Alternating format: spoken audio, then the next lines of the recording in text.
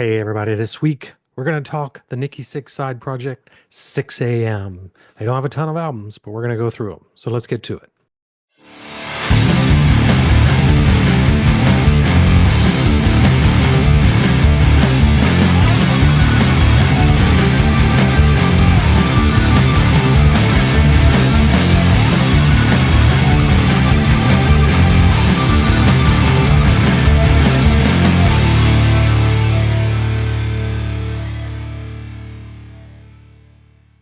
Hey everybody, it's the Snowman with TooLoudTooOldMusic.com. Welcome back to the collection.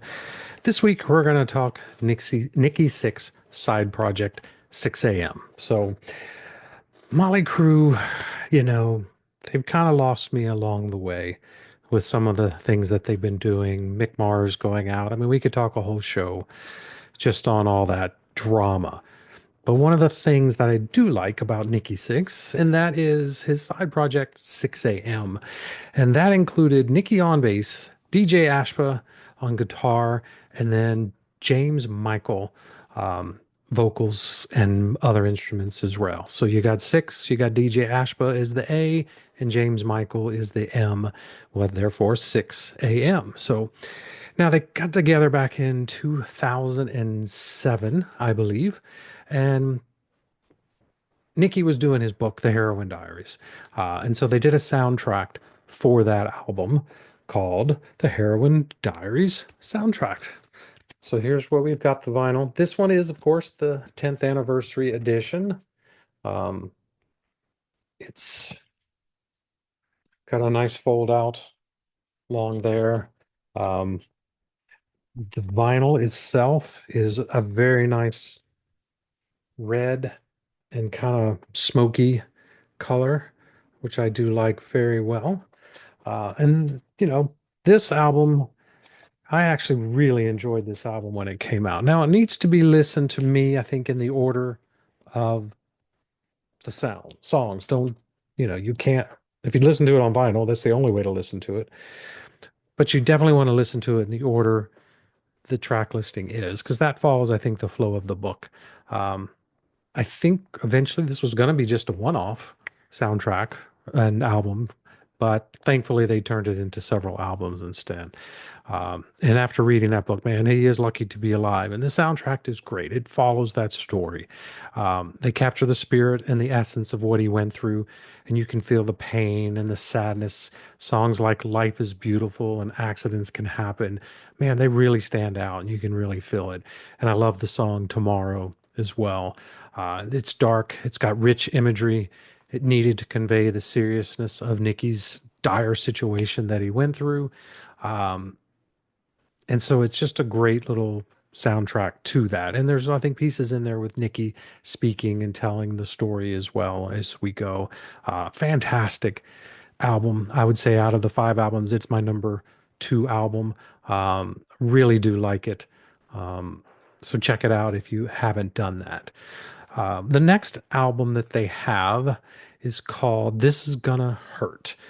It's the second album, and it was based on Nikki Sixx's photography book called This Is Gonna Hurt: Music, Photography, and Life Through the Distorted Lens of Nikki Sixx. And that's a mouthful. Like their debut, it's pretty dark in themes, the sound, the total sonics on it, and man, that's just wonderful. I can't get enough of it. I have the CD and a real crappy version of it at that. Bought it thinking I could get the stickers off, but the stickers did not come off. So really unhappy about that. And then we have the gatefold type on the CD.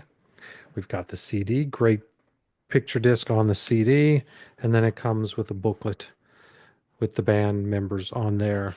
Uh, some great pictures and everything in there. Um, it's just a great, great, great album too.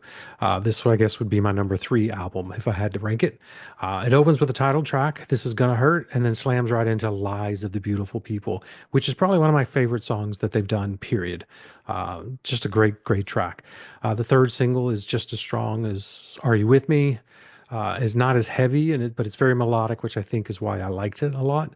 It showed off James's voice, and he's got such a stellar rock voice. Uh, I need to find anything else he's on because he's got such a great voice. Another one of my favorite is the piano ballad Skins. It's just got this haunting sound to it, man. It really shines. It's really a great, great song. And you can't go wrong with this one. Their second album, This Is Gonna Hurt. And so again, wasn't sure if they'd continue on after that, but they did. They did a follow up, and it's probably what you would consider their first studio album that's not a soundtrack or based off anything. So those first two albums came out in 2007, and This Is Gonna Hurt was 2011. Now we're 3 years after that. On October 7th, 2014, we have Modern Vintage. And this is my vinyl for that one. Um, just a great, great set. Now, this is actually a trifold, and it goes on, and it just lots of great stuff. And it's got some photographs in it as well. So let me pull those out, and we can look at the photographs. It's just one of each member. We got James, we got Nikki, and we got Ashba.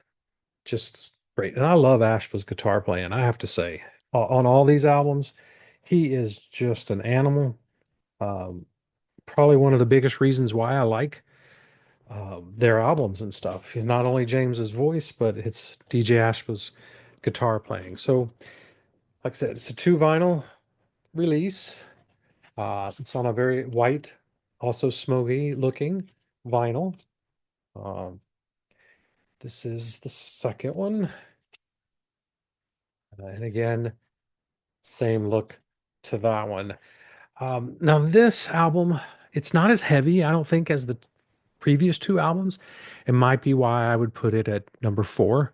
Um, and it's probably because of that. It's just not as heavy and not as doesn't have all the oomph that the first two had. Um, but it was nice to see them continue as a band and do a real album project to see what would come of it. So it's very promising on what we were going to get. There are still quite a few good ones. They do a cover of the Car song Drive, and man, it's fantastic. The band released four singles, including Drive as one. And out of those, I really like Stars and Gotta Get It Right were a couple of my favorites.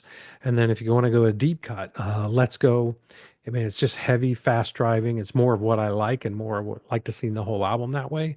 But still, modern vintage 2014, fantastic album. And they don't really have a bad album. So that's a good thing, I guess. All right. Then we go a couple years after that.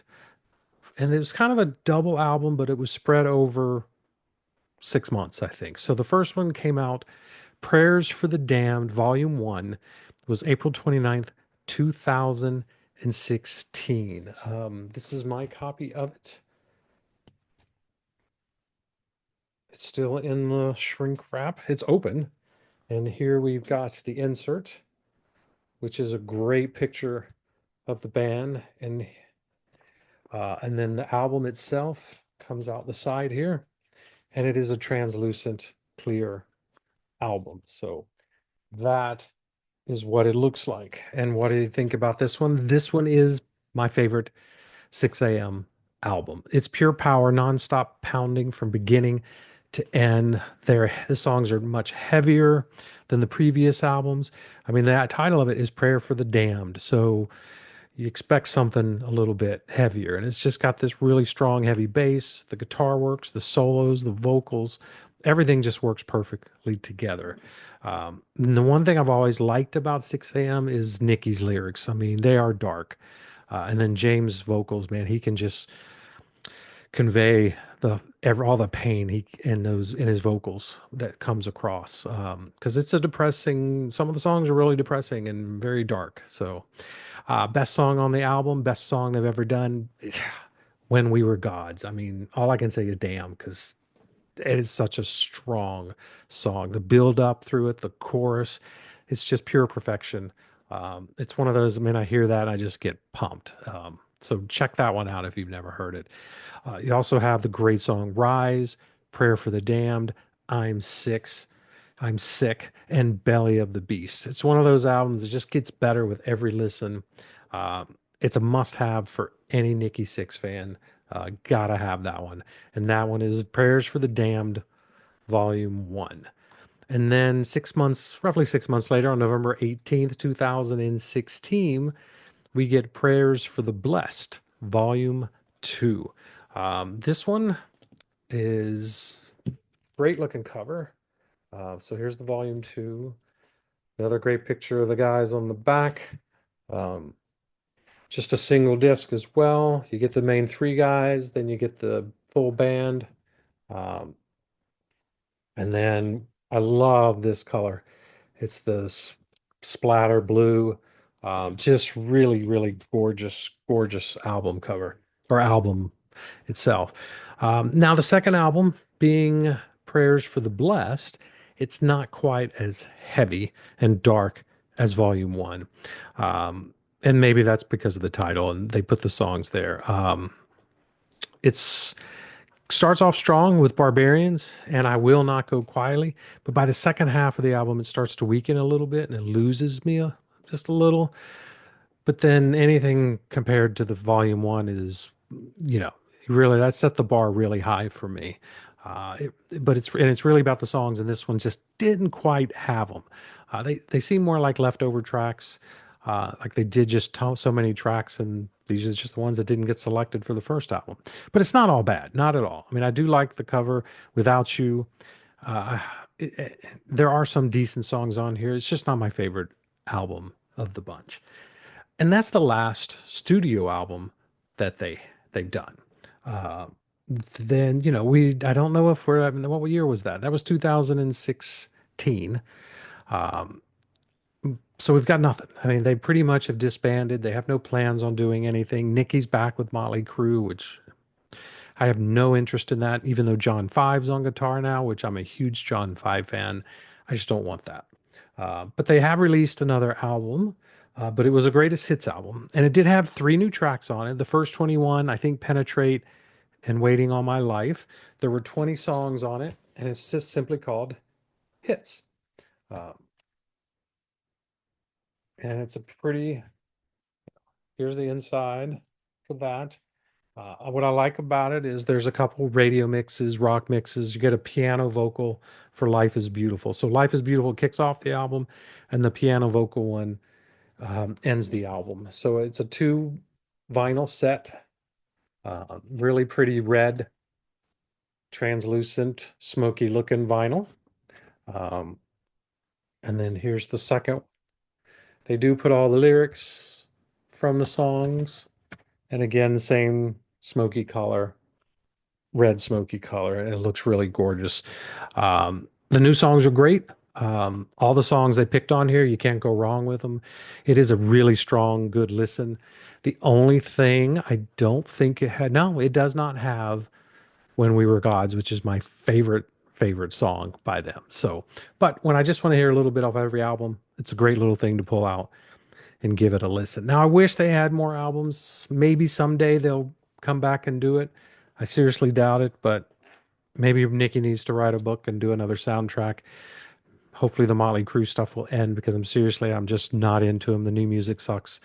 Um, anyway, like I said, I could just go off on all the things I don't like about Motley Crue at the moment. But this is a 6 a.m. discussion, and there's nothing I don't like about 6 a.m. So if you haven't tried them, check them out. Give it a listen. Go out and buy stuff. Physical products are the best. I always love the physical product. Otherwise, I wouldn't have a show called The Collection.